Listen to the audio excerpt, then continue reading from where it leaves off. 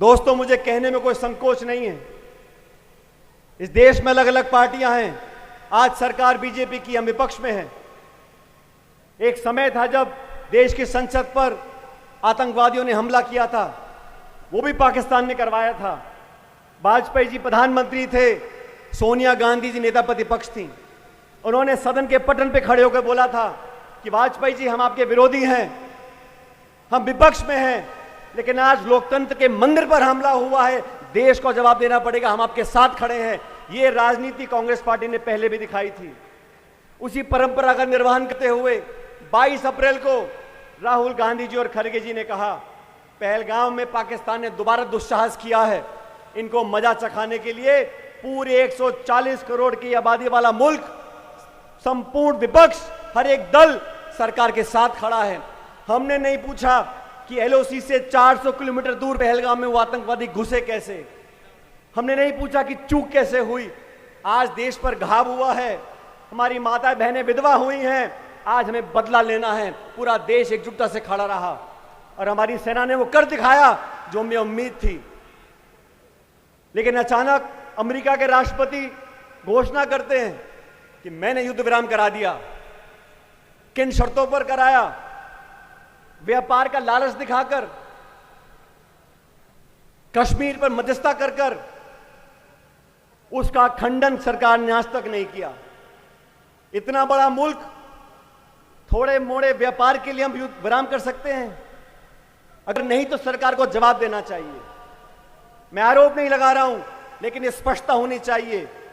आज कश्मीर पर चर्चा करना चाहते हो, मुझे खेद है दोस्तों, दुनिया के तमाम मुल्कों ने जब युद्ध विराम हुआ, किसी ने आतंकवाद का जिक्र नहीं किया, किसी ने पाकिस्तान समर्थित आतंकवादियों का जिक्र नहीं किया, भर्त्सना नहीं करी। वो पाकिस्तान जहां उसामा बिन लादेन मारा गया,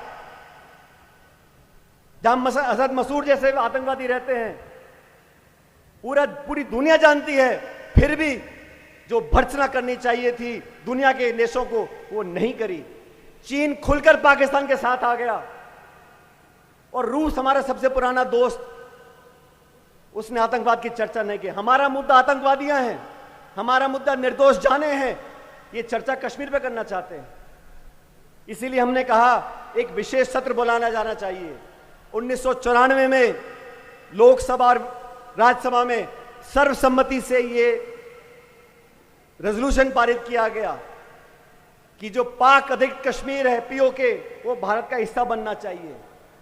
ये प्रस्ताव सर्वसम्मति से पारित किया गया 94 में। आज वो समय आ गया कि दुनिया के 200 देशों को पता होना चाहिए, जब कश्मीर की बात आती है, आतंकवाद की बात आती है, भारत की अखंडता की बात आती है, पूरा देश एक है। अभी इतने सारे डेलीगेशन दुनिया के देशों में गए हैं। कितना बेहतर होता हमारा सत्र बुलाया जाता, यहां से एक आवाज निकलती कि पूरा देश एक है और हम आतंकवाद से कोई समझौता नहीं करेंगे। कांग्रेस हो, बीजेपी हो, सब मिलकर एक बात बोलते और फिर ये डेलीगेशन जाते दुनिया में, उनकी बात का वजन बनता। वो सत्र बुलाया जाना चाहिए था। सरकार में बैठे लोग, कर्नल सोफिया कुरैशी गुजरात से आती हैं, उनकी तीसरी पीढ़ी फौज में काम कर रही है। विंग कमांडर नियोमिका सिंह, इन दोनों बहादुर महिलाओं ने किस खूबसूरती से, किस बहादुरी से पूरी सेना का विवरण किया। हमारा सीना छाती से फूलता था। और वो लोग जो शपथ लेके संविधान की बैठे हैं, मध्य प्रदेश के इस मंत्री ने क्या शब्द बोले कर्नल सोफिया के लिए। सुप्रीम कोर्ट को आदेशित करना पड़ा, लेकिन बेशर्मी की सारी हदें पार कर दी। आज तक उसका इस्तीफा नहीं लिया गया। मध्य प्रदेश के उप मुख्यमंत्री हों, हरियाणा के राज्यसभा के सांसद हों, मजाक उड़ाते हैं वीरांगनाओं का, हमारी सेना का, और आप कुछ बोलते नहीं हैं। भाजपा के शीर्ष नेतृत्व को माफी मांगनी चाहिए और बाहर निकाल देना चाहिए ऐसे लोगों को जो मंत्री बना के आपने बैठे हैं। हमारा पार्टी ने ये निर्णय लिया, हम जैन सभाएं करेंगे, लोगों के अंदर वो जज्बा जागरूक करेंगे।